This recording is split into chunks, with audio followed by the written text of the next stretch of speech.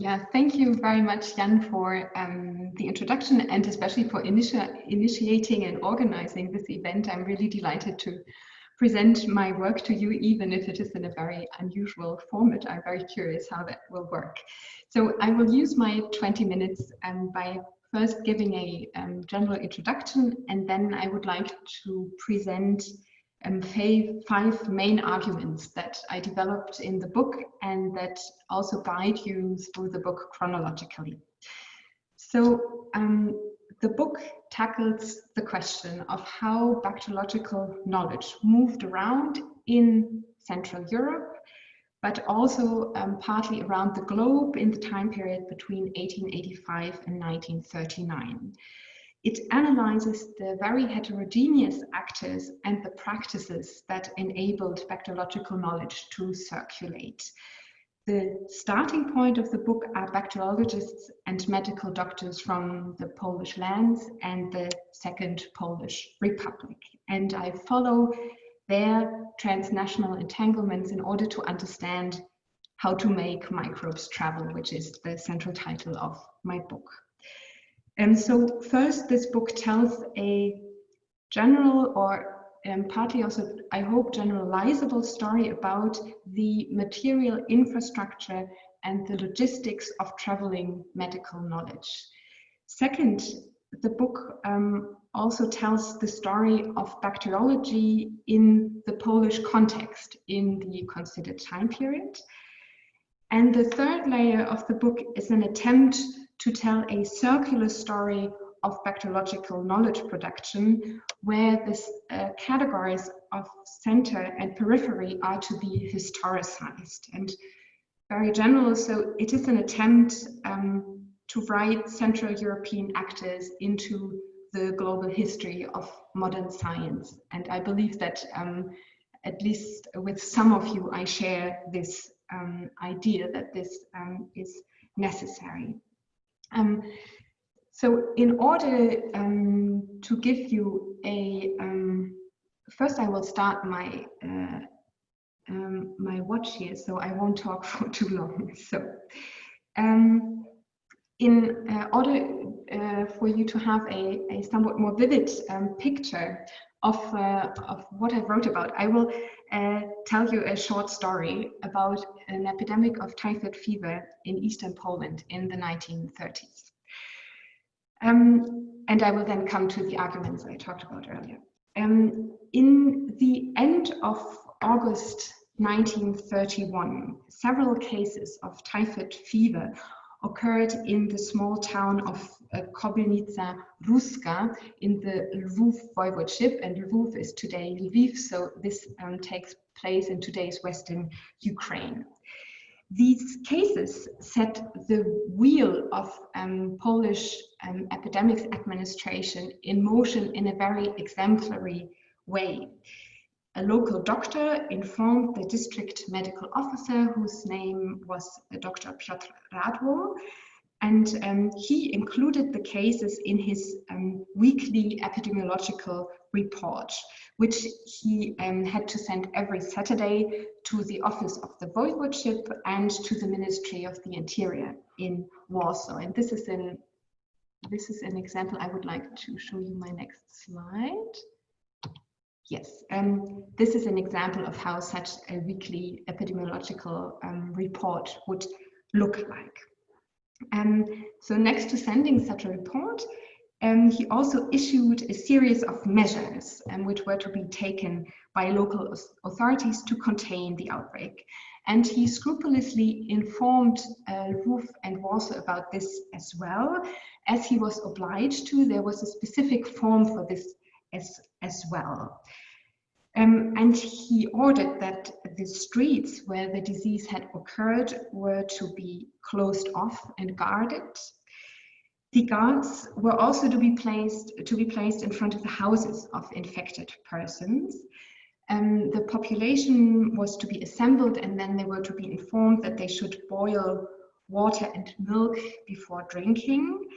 And the well in the small town was to be repaired, and the schools thoroughly disinfected. And corpses were to be buried in particularly deep graves without family attendance. After a month, the epidemic had been successfully contained and the community went back to normal life. Some of this might sound familiar to us now, except for the part of returning to normal life. We hadn't gotten there quite yet.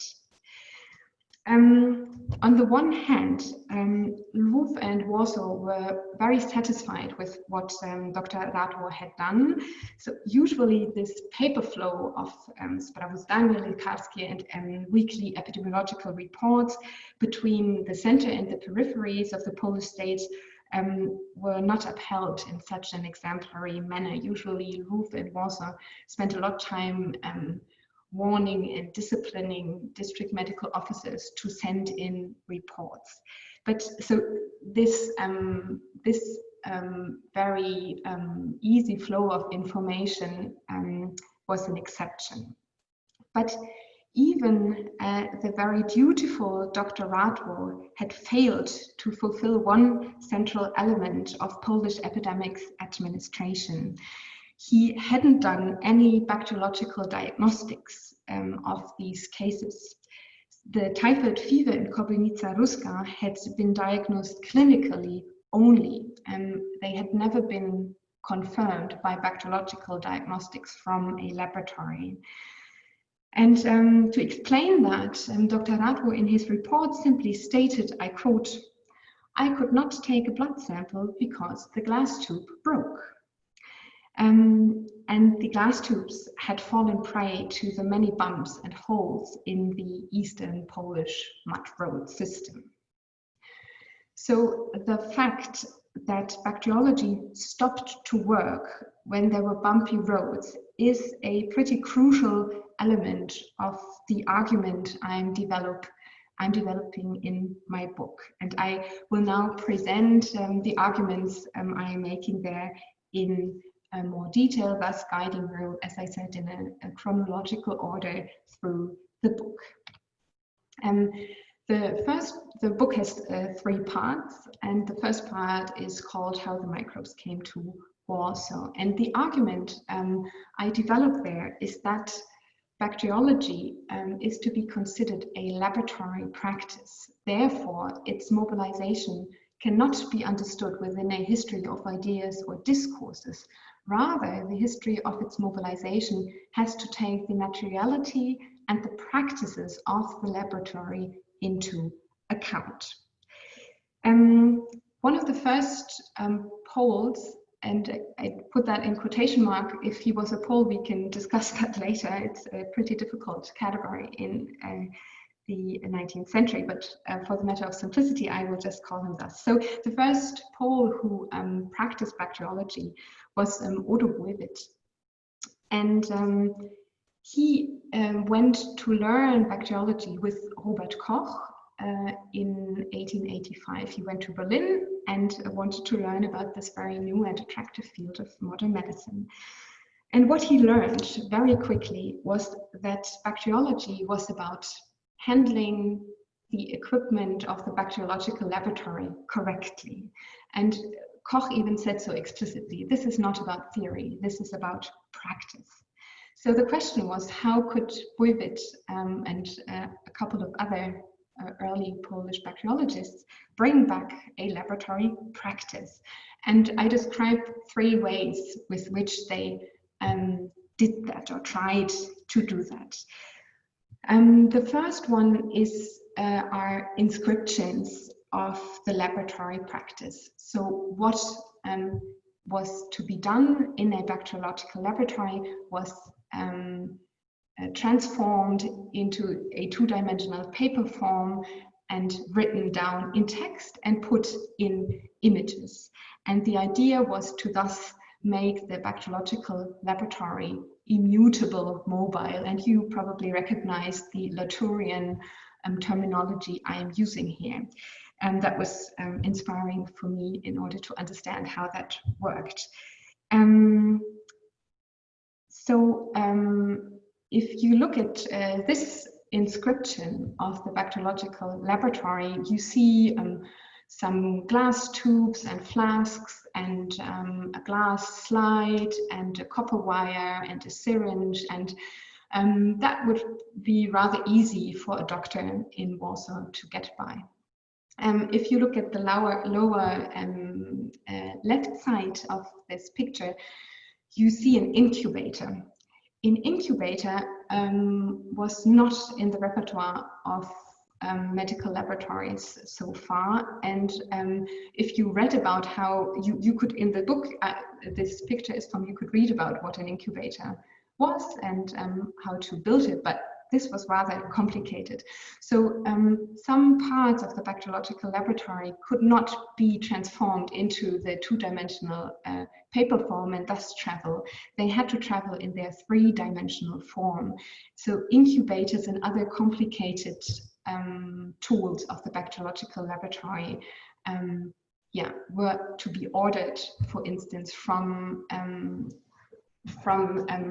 suppliers of medical laboratories in Berlin, and the same was true for dye stuff and microscopes also. And one other very important element that could not be transformed into the two-dimensional paper forms were laboratory animals. Buyvet also went to Louis Pasteur in 1886 because he had successfully vaccinated a boy against rabies. And so many doctors from all over the world came to Paris to learn how to produce rabies vaccine. And rabies vaccine, the basis of rabies vaccine was the spinal marrow of rabies-infected rabbits. And so Buyvet and many other doctors also went home carrying a cage with rabbits in their hand, and thus Buyvet could only start his own rabies vaccination procedures in Warsaw in 1886.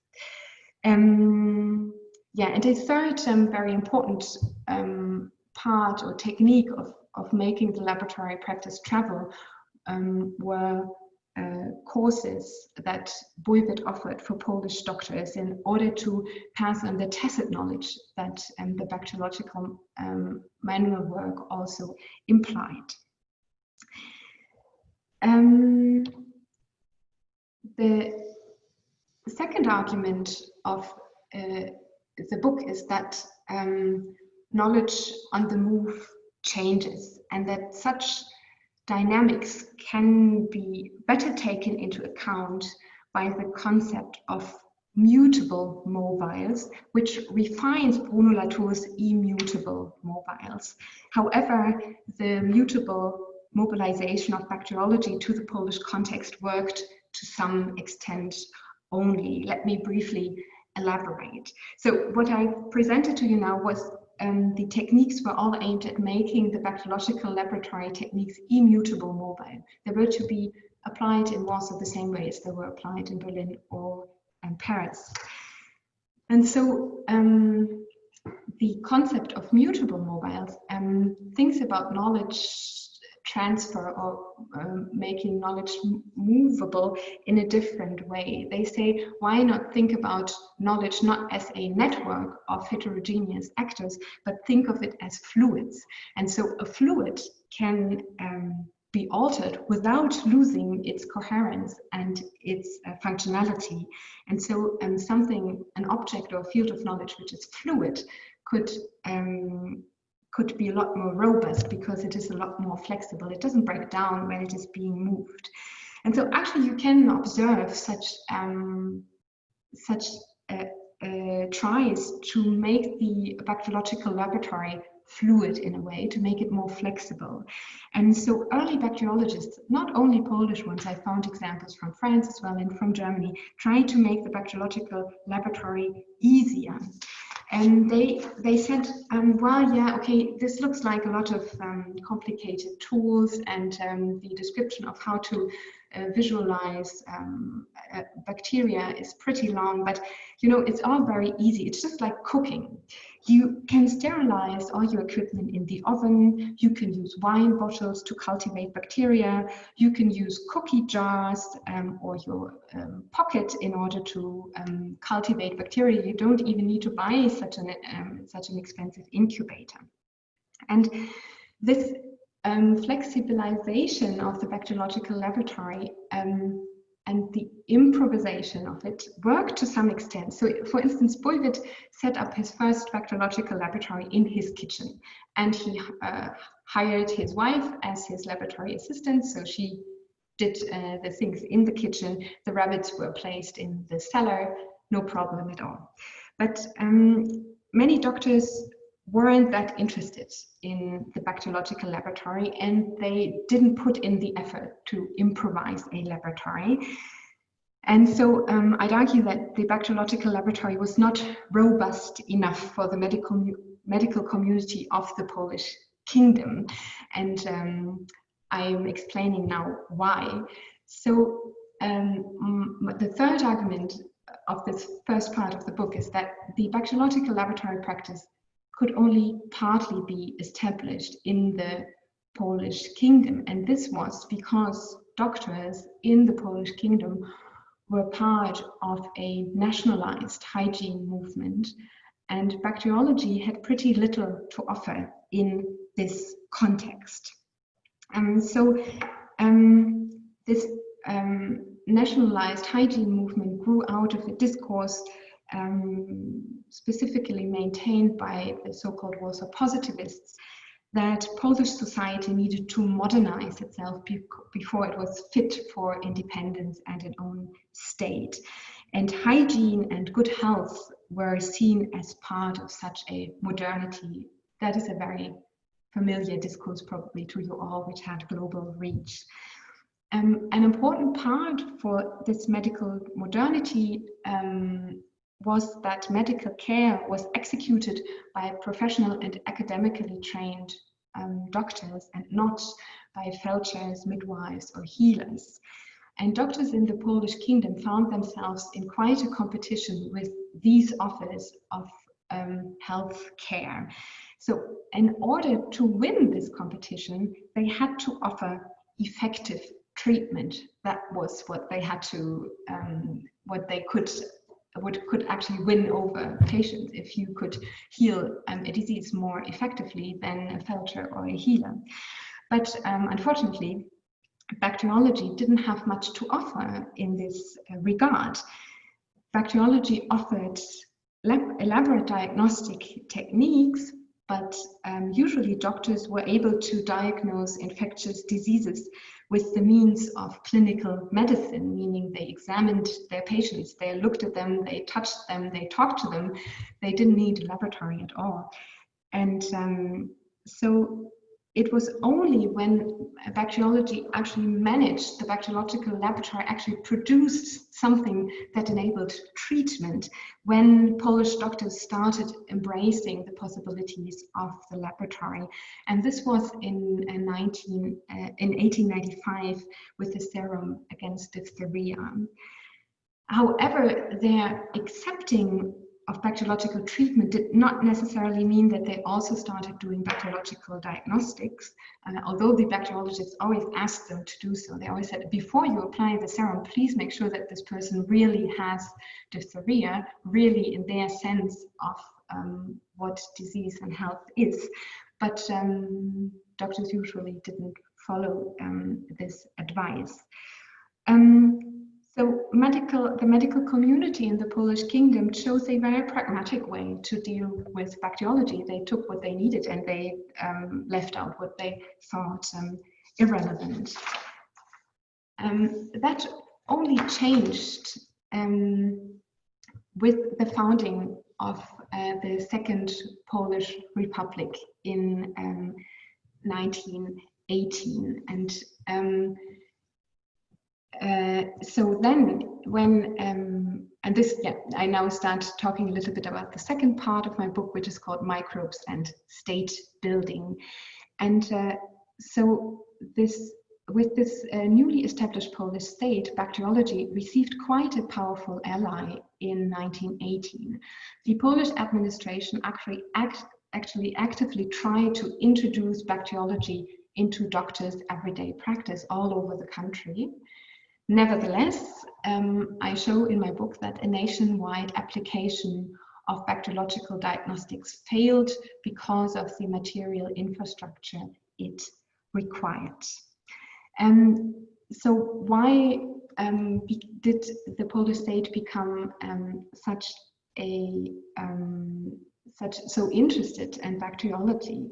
This is, I argue, because the founding of the Polish state was accompanied by a severe typhus epidemic in the Polish East that took place between 1919 and roughly 1921. And this is also the same time when the Polish army fought the Red Army for where the eastern borderline of the Polish state should be drawn. And in Polish discourse, the military and the epidemic threat were discursively very closely intertwined. I'm just showing you this picture without commenting it any further. Therefore, fighting epidemics became as important as fighting the Red Army, and controlling bacteria became a crucial part of Polish state building. Warsaw, I argue, wanted to rule not only people, but microbes as well. Warsaw then established a centralized and hierarchical epidemics control system, which was based on a very elaborate paper reporting scheme, which I presented a little in the beginning. And this reporting scheme worked between district medical officers, who took a very crucial position in the voivodeships, and Warsaw. Warsaw also established a net of diagnostic laboratories throughout the country and tried to force doctors to use them. However, especially in rural areas, doctors lacked time, money, and the means of transport to go and see infected persons and take samples. If they took samples, they often didn't do so correctly.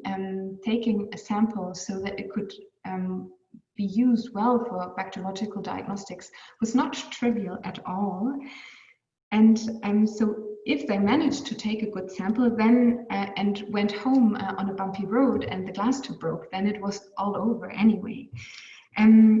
So because of these material logistics needed in a countrywide establishment of a bacteriological diagnostic system, and such a system was not successfully established in interwar Poland, despite all the state's effort in doing so.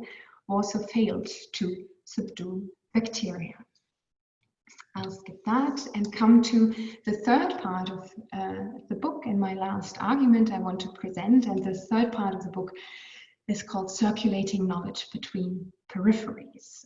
And I argue here that if you look at the transnational space of bacteriological knowledge in the 1880s, there are two pretty clearly defined centers, and those are Paris and Berlin. And in the first half of the 20th century, this changes and new important places of bacteriological knowledge production emerge, forming a polycentric network. And I looked at this specifically for the field of typhus research. And in the field of typhus research, there are supposedly peripheral places which become very important. And these places are in Eastern Poland, Northern Africa, and Central America. And they produce, circulate, and stabilize bacteriological knowledge for the field of typhus.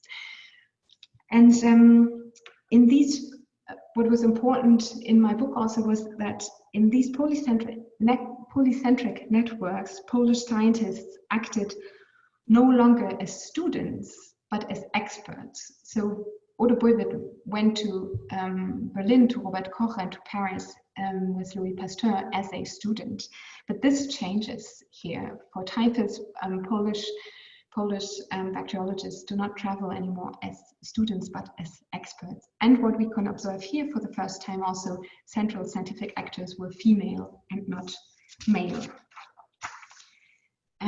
So I'll elaborate very briefly.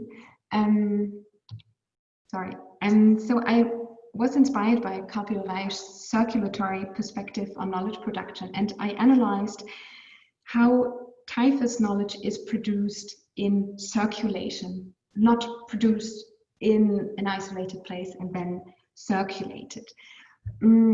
And the circulation of bacteriological typhus knowledge takes place between labs, which we would usually localize on the periphery of our mental maps of modern medicine. And these places are Mexico City, Lwów, Boston, and Tunis.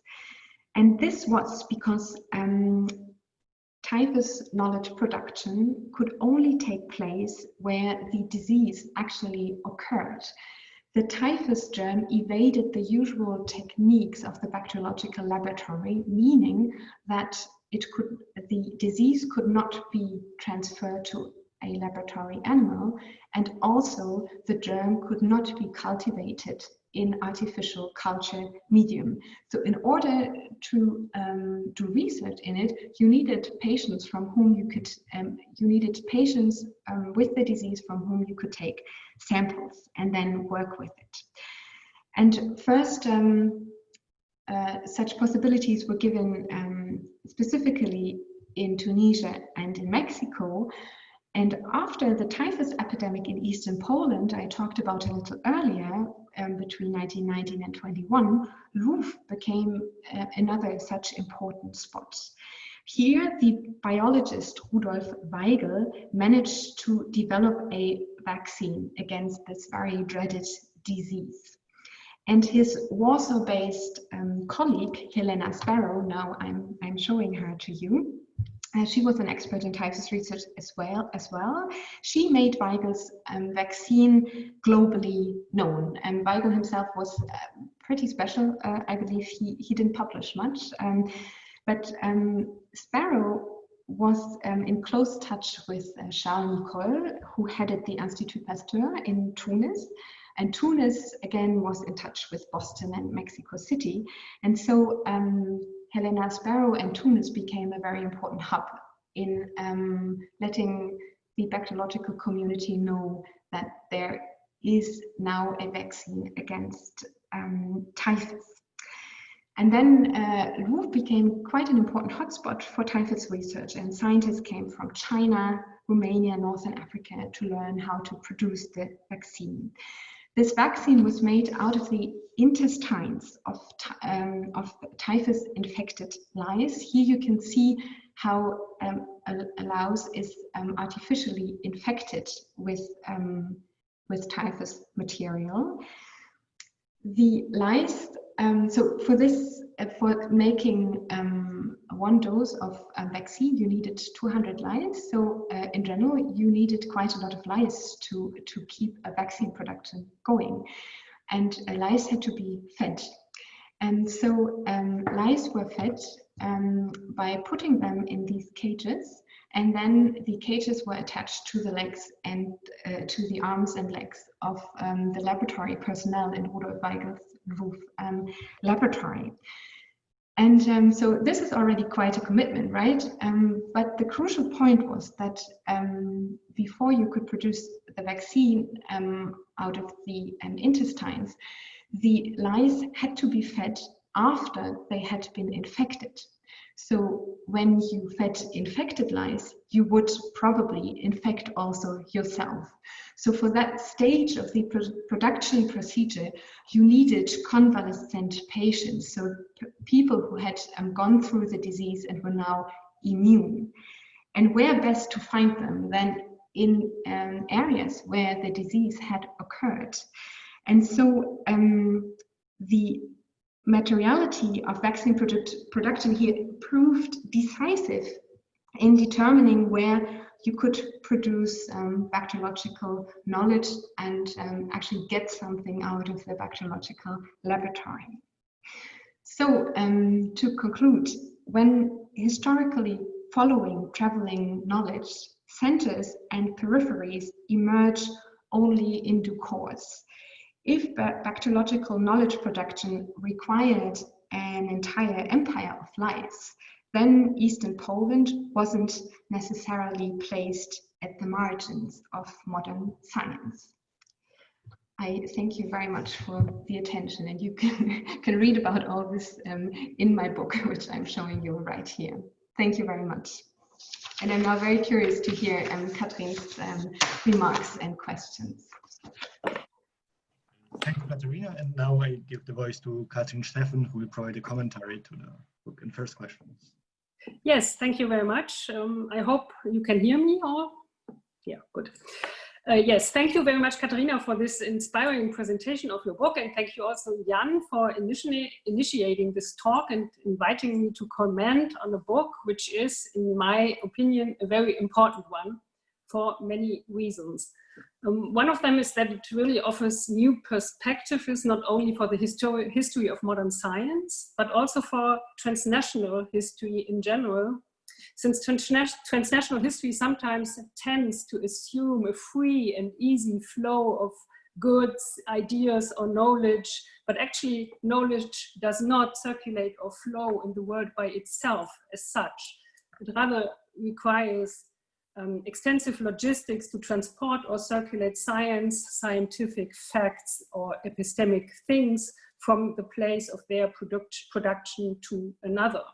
And this, Katharina shows in a very dense description, namely how knowledge emerges, how knowledge can be stabilized, and how the implementation of knowledge can also fail, due mainly to local conditions and shared practices which exist everywhere as a result of historical developments in space and time. So the book is an example to show how the movement of knowledge can be analyzed in its entire dynamics. And in my opinion, this is a very successful example that also takes into account the multiple linkages between research practices and the circulation of knowledge on the one hand, and their political, institutional, organizational, and also budgetary framework conditions on the other. Since we already heard a lot about the content of the book, now I will not summarize the book, of course, but would like to point especially to three different aspects which make the book, in my opinion, especially valuable, or which I find interesting. And I will combine those points with some questions also for Katharina. First of all, I would like to stress the fact that the book benefits very much from its methodological assumptions and the fact that a theoretical framework structures the study from the outset. This relates, now I lost everything.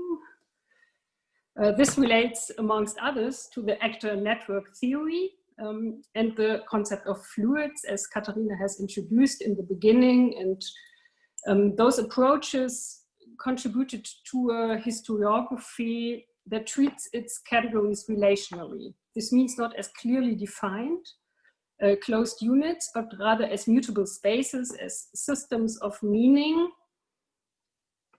or actor networks. In such a theoretical framework, knowledge transfer always takes place in a circulatory and dynamic way. Even if we do have to do with asymmetric power relations, as we do have, for example, during the 19th century in the divided Polish lands. And one might also say or assume we have those asymmetric power relations after 1918 in the situation when the Polish independent state came into being again, since at least some scientists in Poland were convinced, or also politicians, that the country continued to be a dependent province, mainly dependent from the former empires. So those dynamics of circulation are shown very clearly by Katharina. This way, the book constitutes an important part of a freshly conceptualized history of science, in which the rather classical narrative of science export has in general been replaced by specific case studies which investigate complex transfer processes in specific historical context. And for this book, I think it's especially rewarding for any kind of East-West relations, since the concept of transfer tended to stabilize the long history of unequal relations between East and West, in which science and also culture has usually been seen as traveling eastwards, no matter if within Europe or from a global West to a global East or South. And then the focus was predominantly on transfer processes which occurred from a dominant knowledge center, usually in the West, to areas in which a knowledge deficit was believed to exist. And those areas with the deficit were naturally seen in the East. And I think this is really important that Katharina's approach clearly undermines such patterns of interpretation of an East-West divide in the history of knowledge, and assumes a mutual constitution of center and periphery.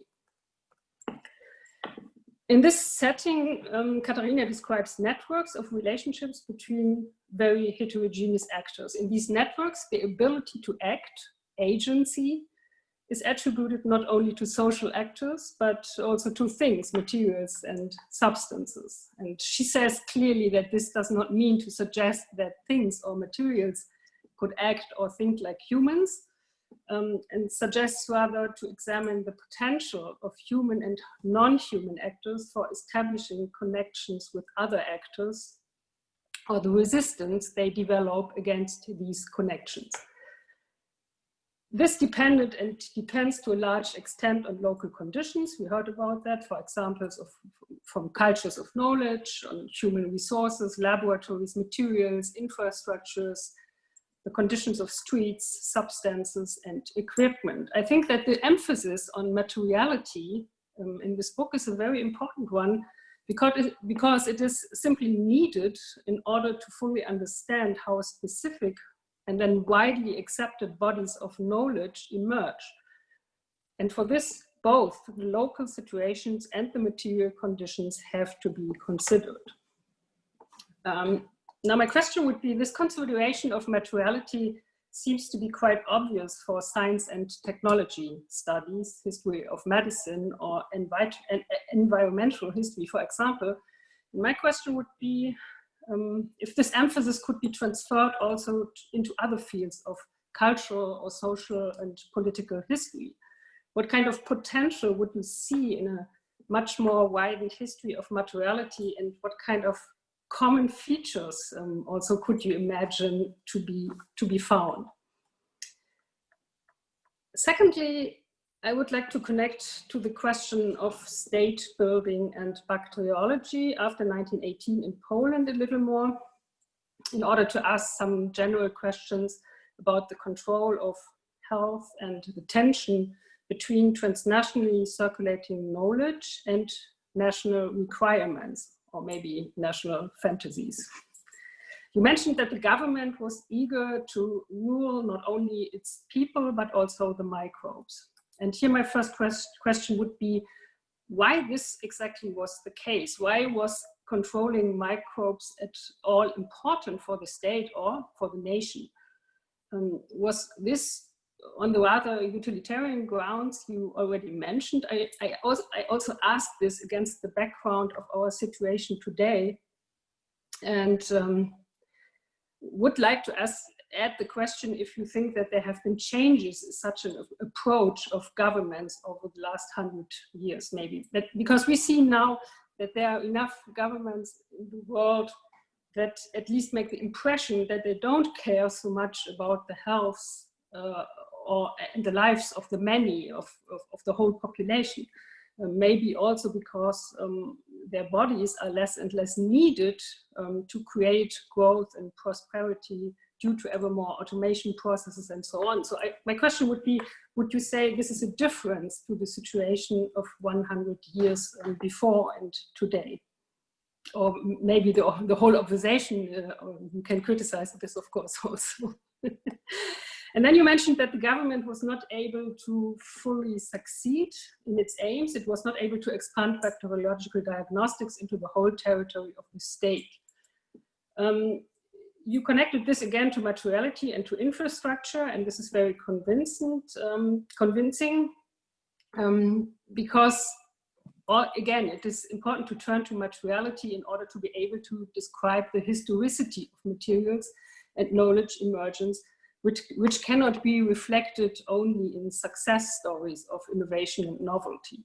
My question now here would be how much reason for this failure also we find beyond materiality, on a cognitive level, in the specific constellation of the post-imperial Polish state. And is it maybe possible to define a legacy of the empires in this respect?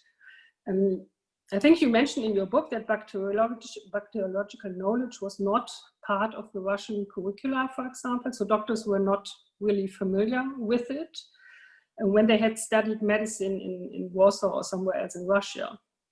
But in Poland of the interwar years, also many doctors and bacteriologists came from a transnational space of knowledge production, not only Odo Buiwit, the mentioned ones, but also many others, such as the well-known cousins Ludwig Reichmann or Ludwig Hirschfeld. Also many women who worked in the State Institute of Hygiene, like Julia Seidel or Helena Rabinovich. And so they had studied in France, Great Britain, Germany, Switzerland, and so forth. So was there maybe some kind of conflict also between those who were the carriers of knowledge, so to speak, from the outside, and those that had remained in Poland and got a Russian-speaking education there? From my own research, I also remember that some of the scientific knowledge that circulated in Poland in the interwar period was clearly defined as foreign, also due to the textbooks that were often used and were still in German, and also due to, resulting from the partition period, a missing specialized terminology for many fields in science.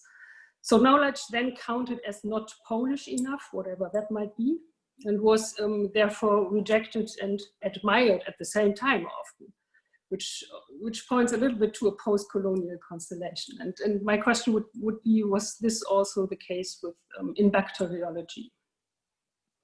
And this is also a question about the possible tension between transnationally generated and circulating bacteriological knowledge and actors who carried this knowledge in a world that turned more and more nationalistic during the 1930s. Can we observe a nationalistic turn also in the sciences, also in bacteriology? And what impact had this possibly on the field itself, but also on the human actors active in the field? Okay, I'm speaking already long. I have only one last short question, and this is about the impression how your book was received. You said it was an attempt to write Central European actors into the global history of modern science, and in my opinion, this is a very successful attempt, since the whole book points far beyond Poland and the region of East Central Europe, and also in its methodological approach beyond the disciplinary history of bacteriological knowledge. Just the question is, in your impression, is this also the way the book was received? Or since the word Polish, Polish medicine appears in the title, does this somehow reduce the book to the region in the reception of the readers or in global historiography? Yes, if you can elaborate on that, I would be glad to hear this, because this I find also very interesting. And thank you very much. I finish now. Thanks. Well, thank you very much, Katrin. Yeah, I'll let you, Jan, first moderate the discussion. I basically only wanted to say that I thank you, Katrin, and now Katharina, you can respond, and then we will open the discussion. And in case someone already has questions, you can write down them in the chat or write your name in the chat, and then so that we can have kind of order. So Katharina, now you can respond. Yes. Yeah, and thank you very much, Katrin, for this recognition of my work and your very, very interesting questions. I think each question could be answered in about half an hour again. I will make it very brief and leave leave out a couple of things so that we'll have more room for discussion, but yeah, I'll try. And I start in the beginning. So what would be promising in transferring the emphasis on materiality to other fields of cultural, social, and political history? So I believe taking materiality and practices into account is always a chance to get the mundane into the story, and I think that can be extremely promising for any field of history. Because we should, I believe, always try to. I mean, we always have a bias in our sources, and of course, materiality can't undo this bias. But we always have, usually, we have those speaking and writing who had powerful positions, and if we pay attention to the materiality that pops up in their writing, then I think we have a chance to write richer stories. So that would be a very general answer. And I would also say that I don't want to say that actor network theory solves all the problems of historiography, certainly not. But it is a chance to think about the categories of history in a very radical way, and to historicize our categories in a very radical way. Not only the category of a scientific fact, but also the categories of the nation, of the region, of the global. And so I think that actor network theory goes far beyond the field of science studies in that case. So the second question was controlling microbes important to states, and how come states started caring less, maybe for the health of their citizens, and what are we experiencing right now where they feel somehow obliged to care again? So yeah, of course, I mean the bacteriological discourse connects, and the discourse about epidemics connects very well with the general idea that a modern Polish nation state needs to be a healthy, civilized, and therefore healthy Polish nation state, and that the citizens have to be healthy and not sick from infectious diseases. And controlling microbes was a crucial matter in this case. And the biopolitics we can observe, I think, at least in the field of infectious diseases in the interwar period in Poland, but I believe also in many other states, are pretty down to earth Foucauldian disciplinary measures. What we are and all within the idea of something like we need to create a healthy body of the population, a healthy state body, and the discourse in the Polish context is that the Polish East is presents the most danger to this healthy national body. And then I think what we are experiencing today, at least in the democratic European countries that are currently going through COVID-19, is that I find it somewhat an experiment if there is something like democratic biopolitics at the moment, because we are experiencing extremely strict extremely strict epidemic regime, which, I mean, we don't have. I mean, in Vienna, there's actually the idea that the police will not constantly guard, but frequently check on people who are in quarantine. So it is not that far away from the situation in Kobynica Ruska in 1931, actually. But of course, it takes place in a completely different discursive framework, and now the state doesn't say, so we are controlling you now, but they say, so you have to do that because you have to protect your neighbors, and you have to do that because you have to protect the elderly of your family. And this is a moral and solidarity discourse which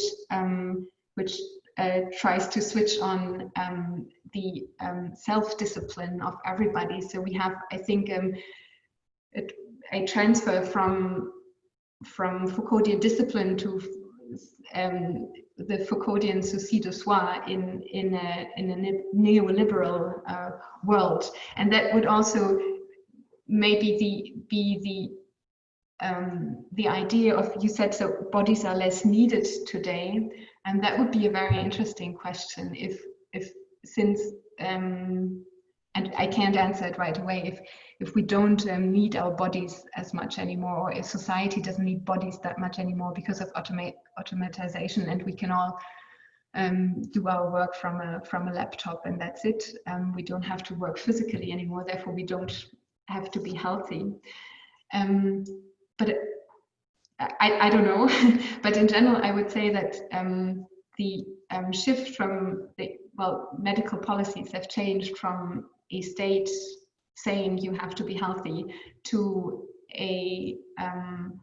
another form of governance, and Foucault calls that gouvernementalité, where you are implicitly made to follow the rules of good health, right? And nobody tells you anymore explicitly, but in order to care for yourself, you take care, you are responsible for yourself, and you thus follow the rules of maintaining good health.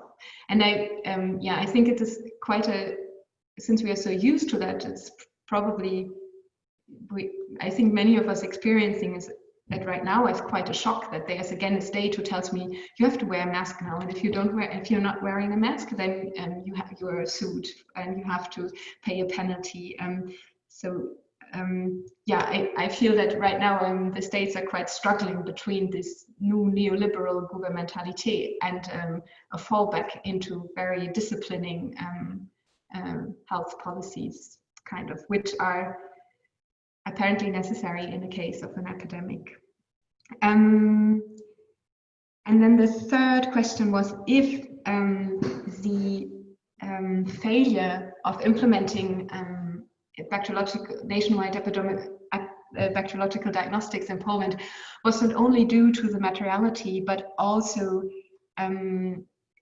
if there weren't also other factors and the legacy of empire, and that there were these well-educated, transnationally experienced and maybe urban bacteriologists or modern doctors, and then those doctors coming from within the Tsarist Empire who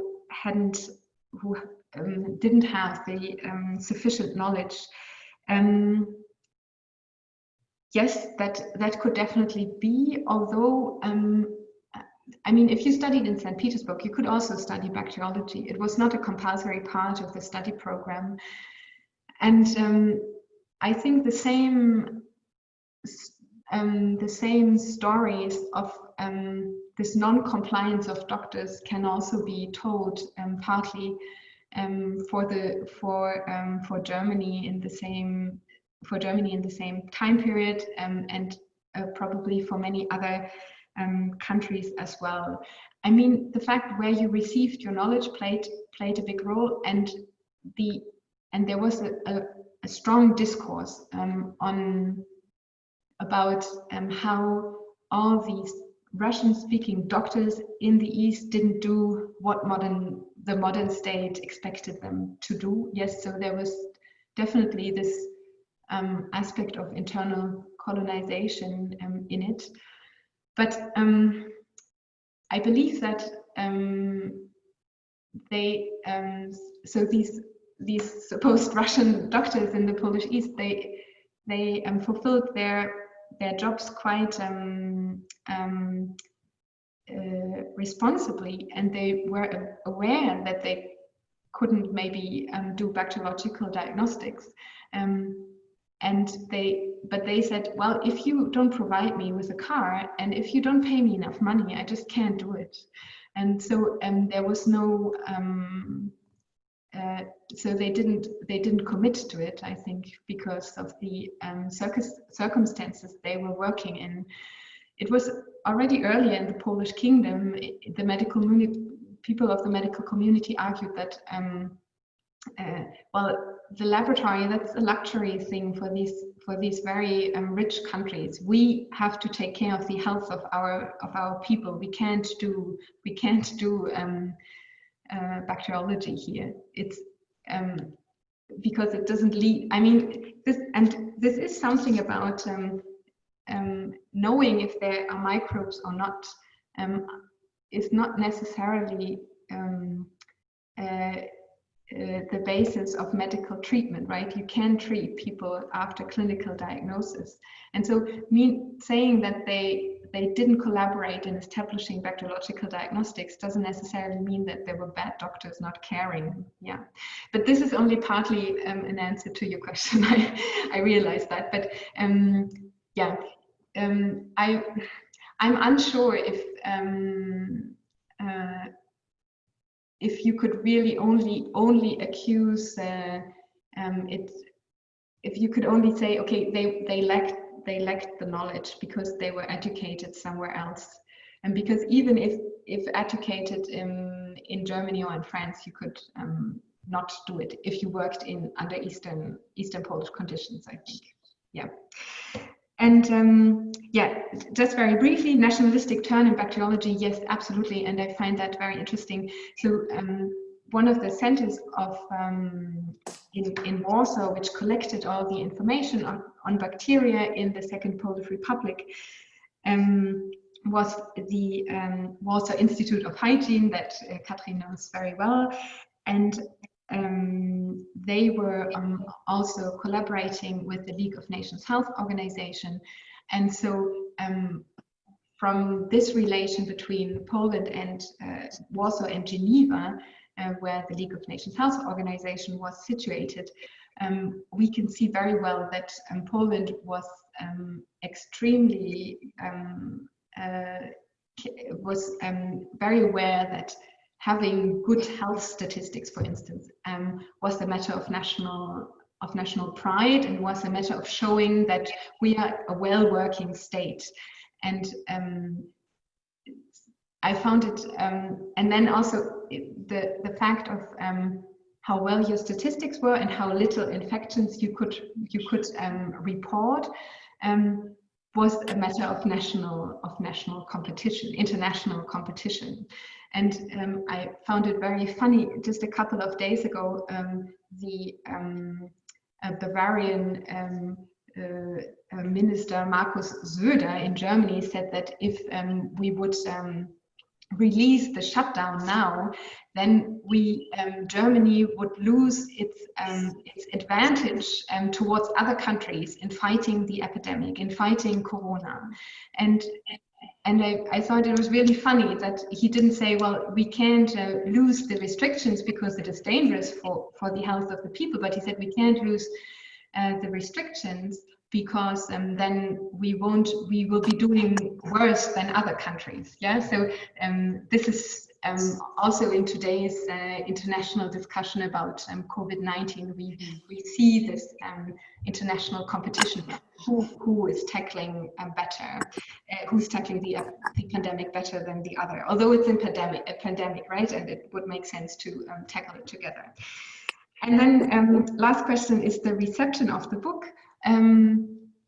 I don't know, but I'm quite optimistic because I have received a couple of invitations to present the book, also from historians who are not working on Poland, which I was, yeah, I had the same concerns as you did. And then I was also very lucky and received the dissertation prize of the German Historical Association, and which also says that normal historians not working on weird topics like the history of science or the history of Poland acknowledge this book to be a contribution to history. So that made me quite optimistic that it would fully be read also beyond this specific field. What of course is a problem is that this book is in German, and I'm extremely grateful for everybody from the German speaking world joining in this book presentation, because it's a great chance for me to get the message across also. Yeah. Thank you. Thank you. And we already have first questions. The first question came actually from Facebook, from Łukasz Dominiak. He asks if you could say something more to what extent the bacteriology had an impact on interwar Polish elite class ideology, that is on Sanacja as a political class.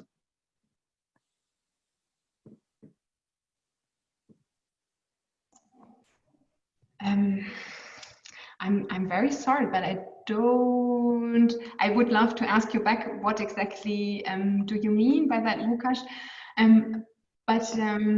So I would repeat again that bacteriology fulfills, I think, two aspects.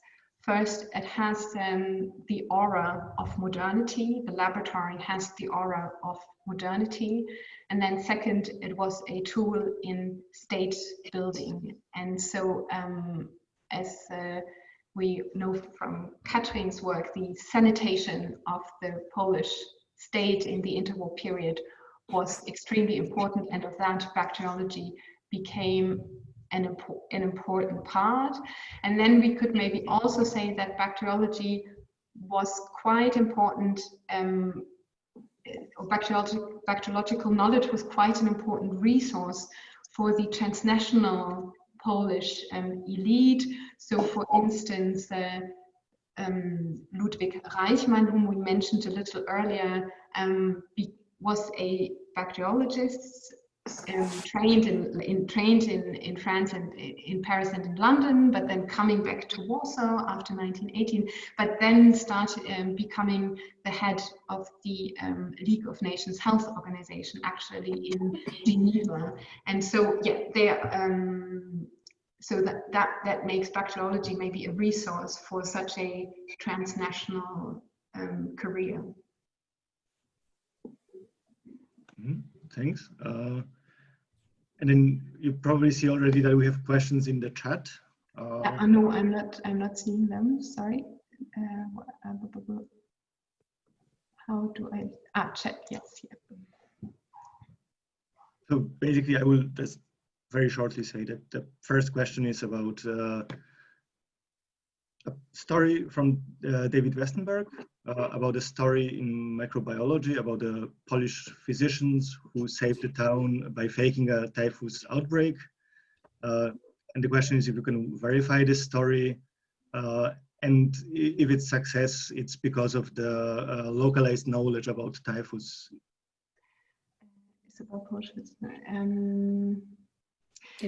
Unfortunately, I don't have verification of this story, but maybe I can add. Well, maybe what you're referring to is this that, or maybe not. I don't know. And so at least what I can confirm is that Rudolf Weigel in Lwów, in today's Lwów, saved many Poles, but also I think 2 Jewish citizens of the town by hiring them as karmicieli wszy, so as lice feeders. And so everybody who had gone through typhus could work there as attaching these cages of lice to their arms and legs, and thus they had a job, and they were working, and they were thus saved from deportation. So in Lwów, at least, this typhus laboratory was an important place, also in the context of Soviet and then Nazi occupation. The Nazis also adopted the vaccination technique, built an own Behring Institute there. So World War II has its own story of circulating typhus knowledge, with Lwów being quite an important center of it. Yeah, but unfortunately, this popular story, I don't know. Should I just go through the other questions, Jan? Or I actually wanted to propose that, I mean, for the further talk, that if someone has a question, he or she should just put his or her name in the chat so that I know whom to call, because I think it makes more sense that a person asks the question in person. And if it's possible, then I would ask Katharina Seibert to ask her question, because it's also for people who don't see the chat on Facebook. Okay, thank you very much, Katharina, for a very, very interesting talk. I really enjoyed it. I have a question relating to content, basically, because you showed this this doctor, this woman doctor, and I wanted to know if you could tell us a bit more why you think that especially bacteriology turned into a field where women would gain the chance to build a career, a professional academic career. And yeah, that's it. Thank you. Yeah, thank you for the question. So I would not necessarily say that it was bacteriology exclusively, but what you can see is that the laboratory from its beginning hosts women. And in the beginning, they were usually the wives of the medical doctors working there. And then what happens mostly after 1900 is that these women working in the laboratory become more and more known. And there is, I think,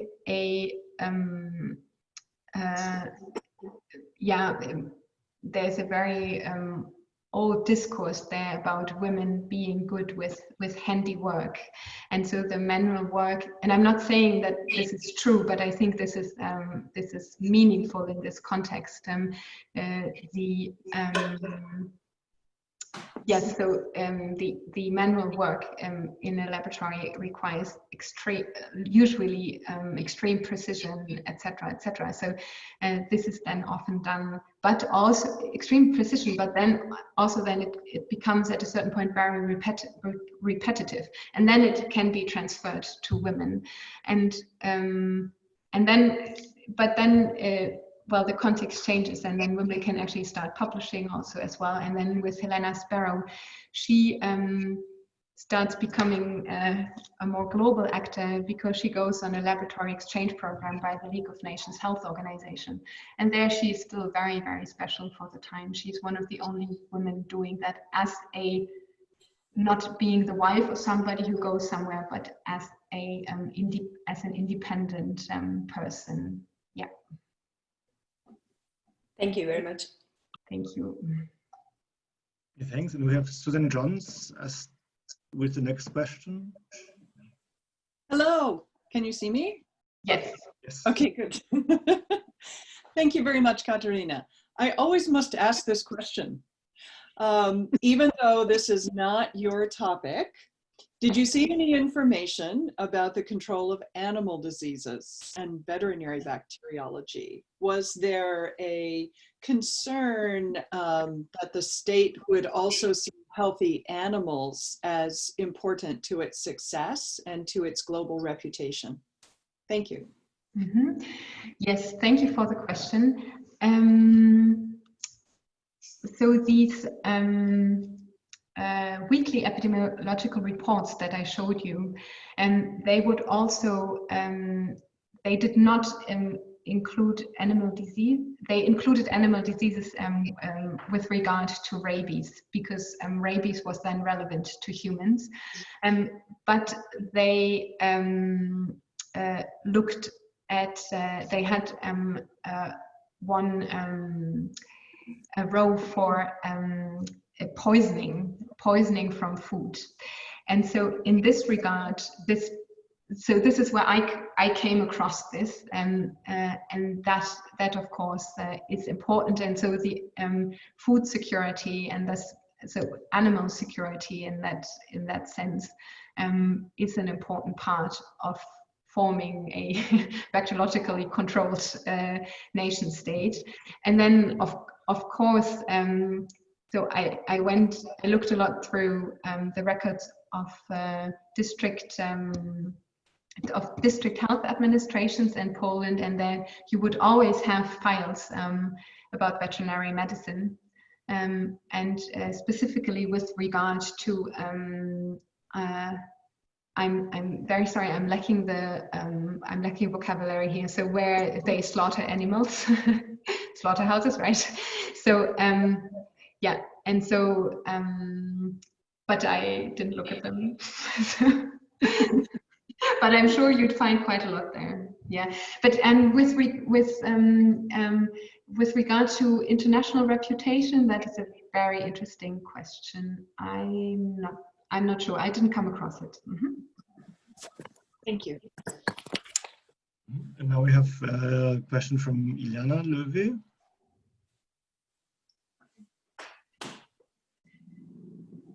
She has to Hi, unmute. Katharina. Thanks. Yes. Thanks for the talk. Oh, Ileana, thank you so much for joining. I couldn't read your book because my German is not good enough. That's bad. Maybe they'll translate it into Polish one day. One day, hopefully. No, in English will be fine too, but yeah, for Polish. No, I have one remark for Katharina and the other. I think I told you it's personally that when I hear your story, it looks very much like Brazil, Poland, building the nation, the pattern of traveling science. So, I mean, we have this academic division of labor. Some people study Latin America, some people study Eastern Europe. They never speak one to the other because why to the hell they should? But this is, I think it's really, especially when you speak about the problem of building of nation, I think, and the role of bacteriology as the sign of modernity and the way circulation, bilateral circulation of knowledge and regional versus international. I mean, all this is it's not the same. Of course, you have specificity, and it was not typhus. It was more arbovirosis, diseases transmitted by mosquitoes and parasitic diseases, but it's very, very, so I think it sometimes will be interesting also to make, as you say, global history, which is really global and not only regional. And I have one question which is very specific.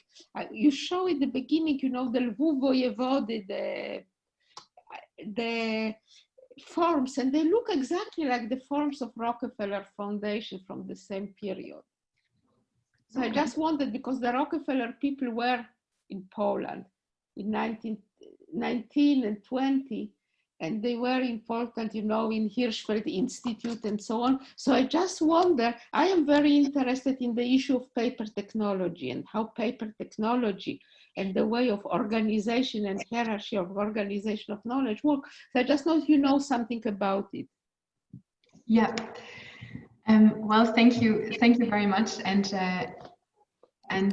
yeah, also for mentioning again that this story can be connected to so many other cases globally, and yeah, I believe that is very important, and it's a good initiative from Jan, so that we can talk about that in a global, somewhat global scope.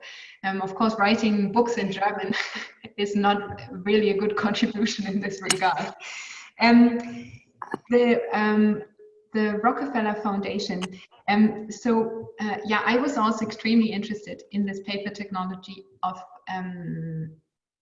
the Polish epidemics administration, and I try to reconstruct the coming into being of this paper form. And what I found is that the paper form is a combination of the Habsburg and the Prussian paper forms.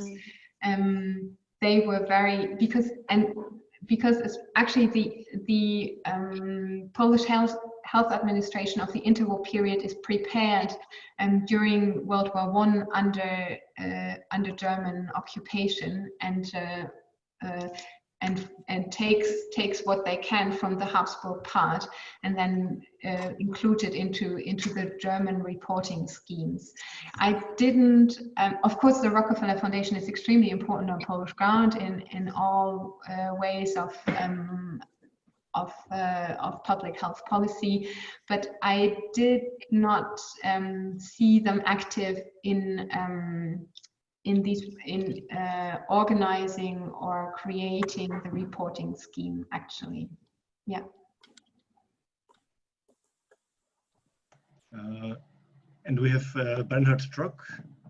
Mm-hmm. Yeah, thank you very much. Thank you so much for organizing this, Jan and Katharina. It's such a pleasure to see you, to see the book out. I think I heard the very early version a number of years ago in Krakow. Was very inspired. Great to see you.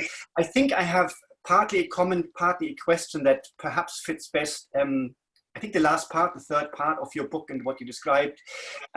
When I first heard you presenting this, the name Odo Buivid obviously came up, and it's a name that has stuck with me. I didn't know anything about him when I heard you presenting about your work about Odo Buivid, but he's never really left me. And funnily enough, Odo Buivid landed on my desk in a slightly different context over the past year or so, and that is Esperanto, this artificial language. And more recently, I'm very much a beginner in this sort of transnational Esperanto speakers world, and this is partly where my comment or observation comes from.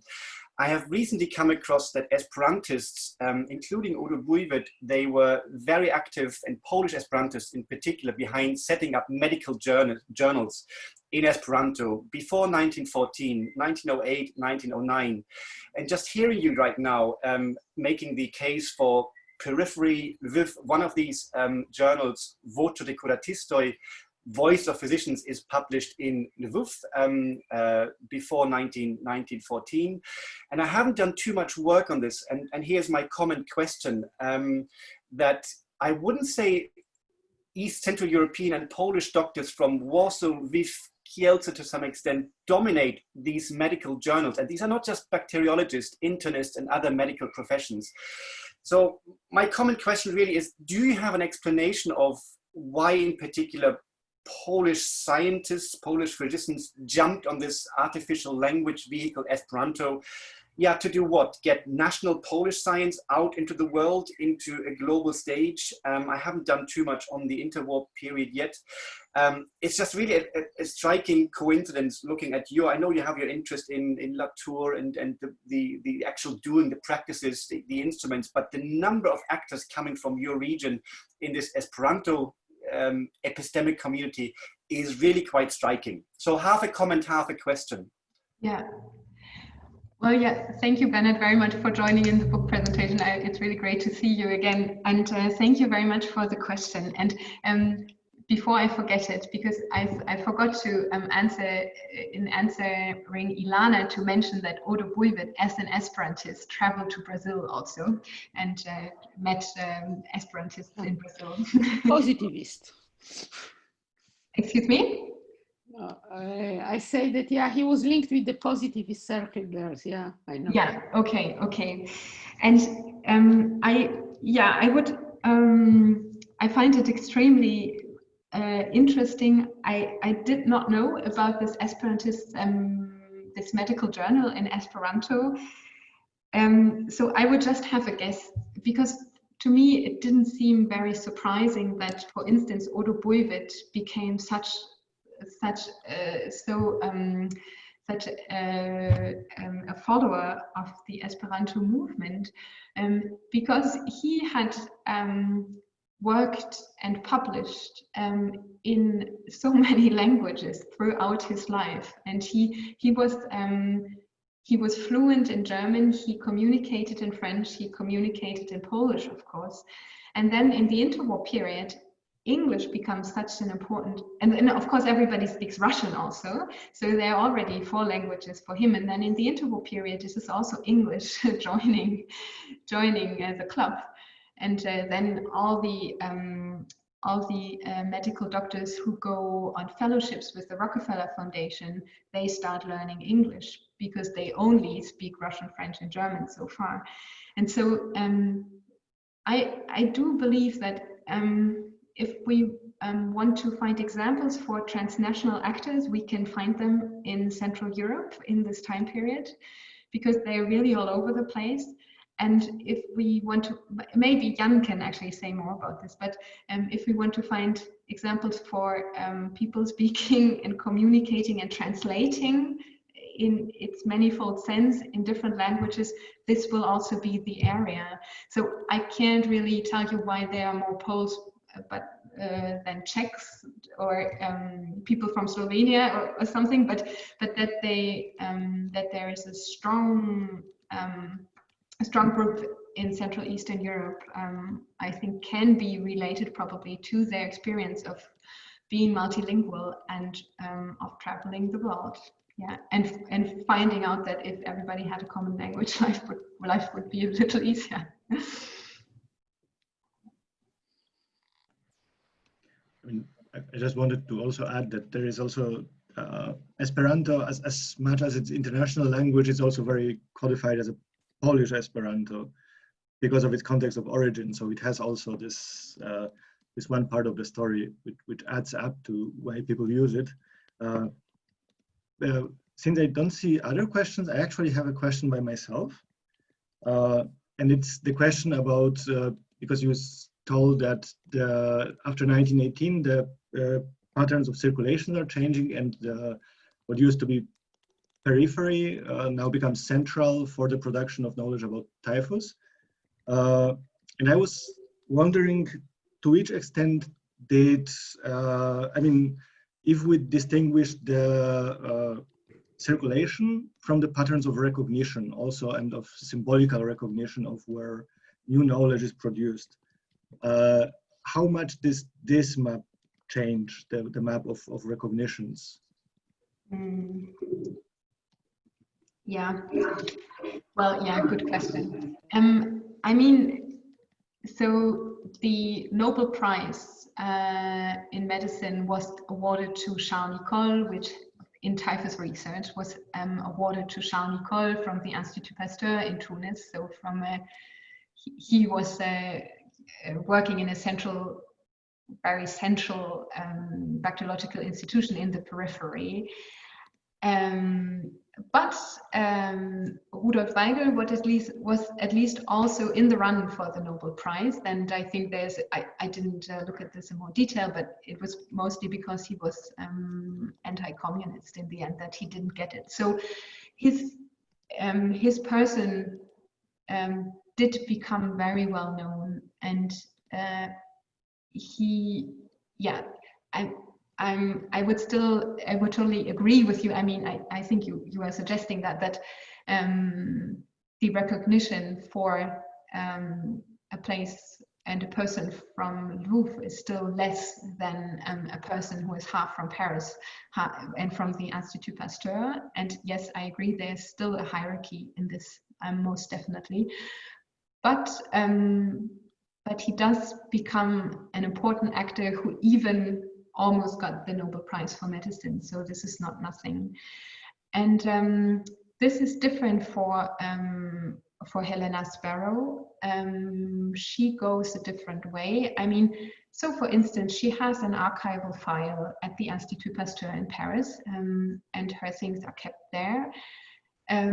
But she greatly contributed also to finding a vaccine against typhus, one which was not prepared out of the intestines of lice, because this was nevertheless quite tedious to produce, but one that was produced from the lungs mice and rabbits. And she worked together with two French colleagues in Tunis and was then gradually left out of the story of how this new vaccine that was produced from mice and rabbits came about. So she did not receive the recognition that she would deserve. Also, she then went a rather traditional way because she became, she and Charles Nicolle became partners for quite a while before she married somebody else. So she again became somewhat the wife in the laboratory. Yeah. So a lot more the division of fame is a lot more hierarchical in the female case than in the male case, I would say. And now I'm asking for more questions because I don't have anyone more on the list. So if there are no questions or you're preparing them, I have a follow-up question to my question. In post-colonial studies, there is an idea of cooperation between peripheries or former colonies. In kind of not really against the center, but a bit outside of the center. And I was wondering to which extent this change of circulation changes the flow of information. For example, that the center of calculation, in which used to be in Paris and Berlin, as I understand, they stop having this central meaning.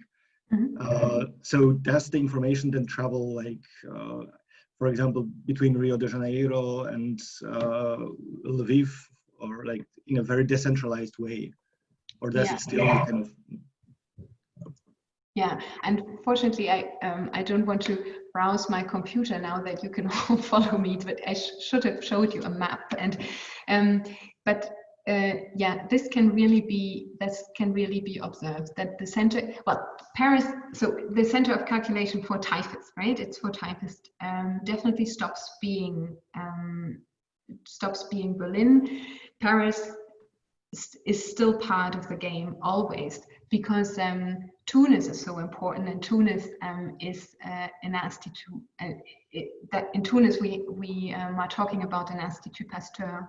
But with the network of places working in bacteriology becoming polycentric, there are also more journals publishing. And so you didn't necessarily need to publish in the bulletins, the Institut Pasteur, or the Deutsche Medizinische Wochenschrift.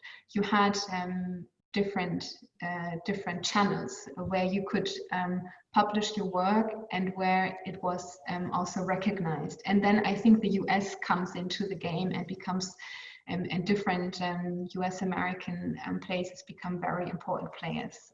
And this is, of course, also shows the general shift from Europe to the US in scientific knowledge production in the 20th century. Yeah, so there are power asymmetries still in the story. Yeah, but the traditional centers have to give up to a certain degree. I would uphold that. Yeah. It's actually a beautiful story to make a visualization out of it, with how the information flows are changing. We have Susan Jones with a question. Hi, yes. I've been working a lot with my graduate students in the theoretical literature of neo-materialism. And I, wondered if we could maybe broaden the discussion a little bit to include things that you alluded to during your presentation, Katharina, about the importance of the materiality in creating transmission of knowledge, and especially that the need for the lice, the need for the typhus survivors, which then dictated the local production of this kind of knowledge.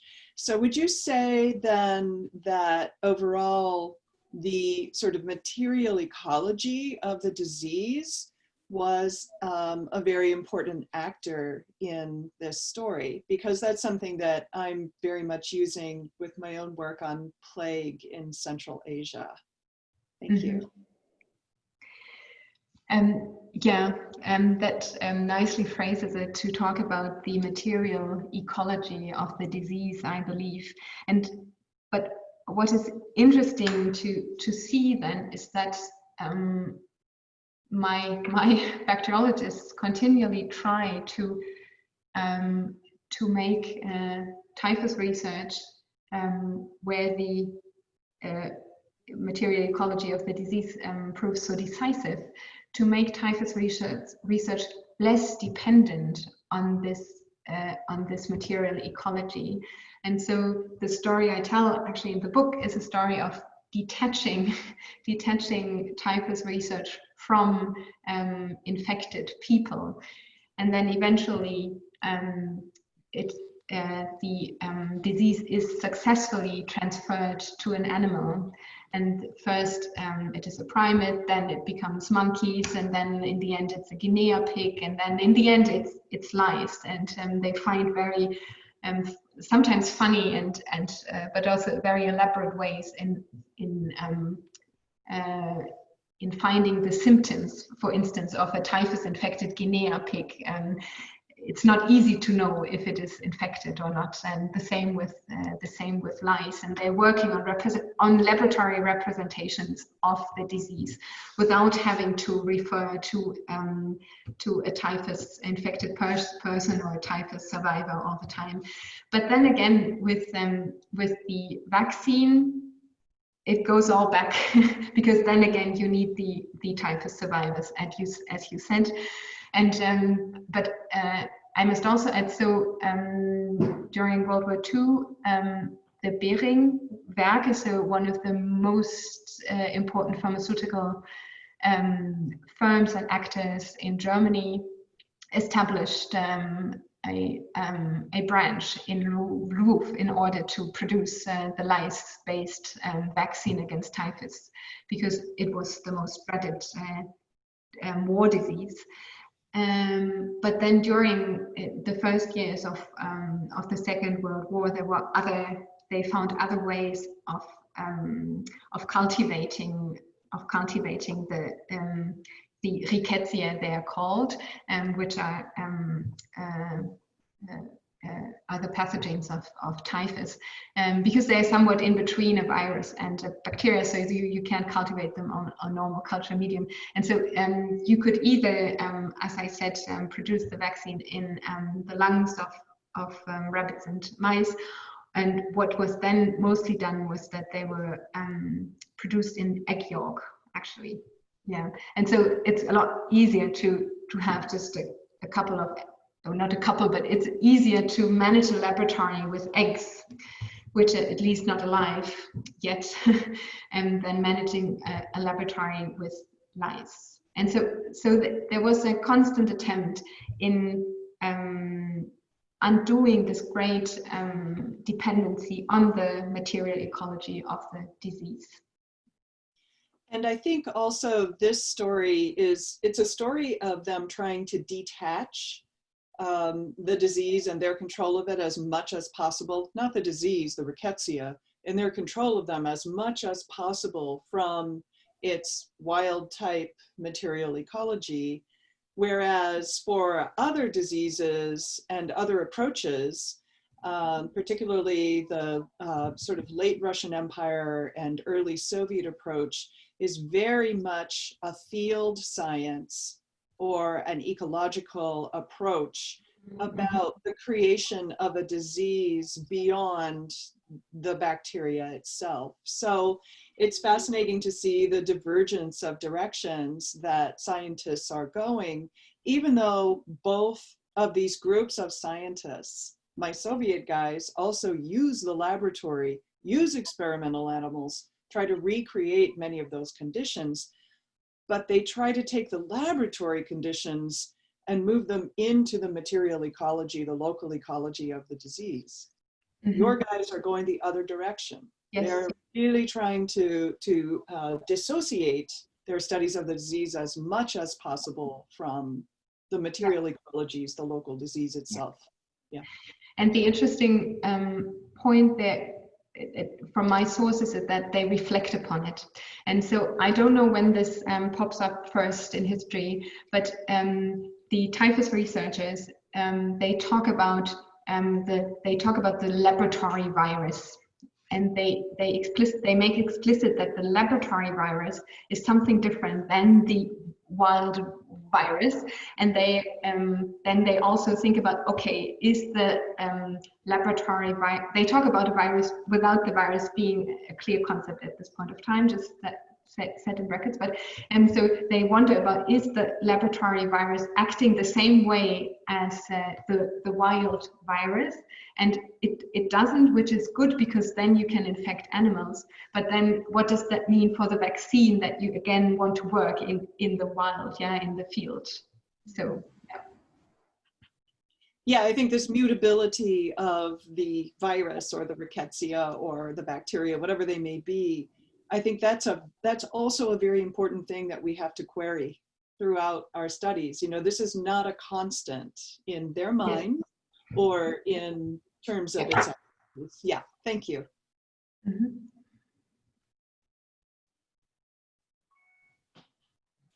Thank you.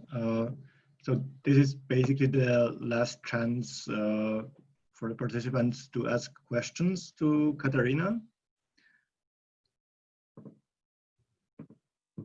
And if not,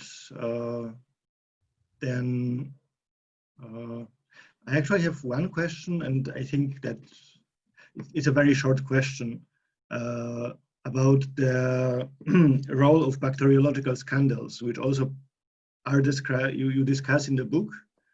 And I was wondering to which extent the bacteriological scandals, which happen several times, are used by the two groups of the from medical professions which you were referring to. So bacteriology versus the clinical medicine, to like they use scandals to clarify their position or to you reach more people. Mm. Yeah, interesting question. So, so one of the scandals I described in the book is the failed introduction of tuberculosis therapy by Robert Koch in 1891, which was first also like all over, not all over the world, but in many places over the world, was embraced by Polish medicine. And I mean, what I found is that they did not say then, okay, the laboratory failed us totally. This is nonsense. We won't look at it again. But when the second offer from the bacteriological laboratory came 4 years later, in form of the serum against diphtheria, they were a lot more careful when applying it. So to many, the bacteriological laboratory was very, very promising when it said that it has something to offer to cure. And then they learned that they had to be very skeptical about it and were a lot more careful, but they did not reject it, for instance, at all. And I did not see, or maybe I don't remember correctly, but I don't think that there was, for instance, always discussions of the Warsaw Medical Society. Should we install a laboratory within our society? Should we push forward for laboratory medicine? And the tuberculosis, the tuberculin scandal did not have a great effect on this discussion. So I would really say that this often stated bench versus bedside dispute cannot observed in such a clear divide in the Polish kingdom, but rather that they were simply extremely pragmatic and took what they wanted and ignored, what they thought was irrelevant and a luxury for rich countries to do their diagnostics. Thank you. Since I see no further questions, then I would give you, Katharina, the possibility to give the concluding words and last words. Oh, wow. So I've talked quite a lot already. So, well, thank you very much for joining in. It was really a pleasure presenting my work to you, have a chance to do it in English for once. If you are interested, I have published some articles in English and one in Polish also, if you're interested in reading them. So I've published this book 2 years ago, and it was very interesting for me revisiting it now that we are living in times of a pandemic. And I just want to say that I believe that the question of centers and peripheries is quite an actual one in the COVID-19 pandemic as well, seeing that at the moment it looks the other way around. The pandemic came from the west to the east, and now it's threatening the global south. The global north is threatening the global south, and we should be very aware that there are extremely loaded discourses that it is always the east or the south that is infective and that is posing a health danger to our imagined healthy and clean global north and west, and that we have to be aware of that at the moment it is the other way around, and that global health policy should tackle that problem, and that we should have a lot more public awareness for that. Yeah, the center is threatening the periphery at the moment, I believe. Yeah. So those are my final words. Thank you very much to all of you for joining in. It was really a pleasure. And thank you, Jan, again. Thank you, Katharina, and thank you, Katrin, for the comment, and thank you everyone for being with us. And I hope to see you, all of you, soon in a normal modus, not only on the Zoom one. Yeah, that would be lovely. Thank you very much. Bye. Thank you. Bye. Everyone. Bye. Bye-bye. Thank you. Bye-bye. Great. Thank you. Bye.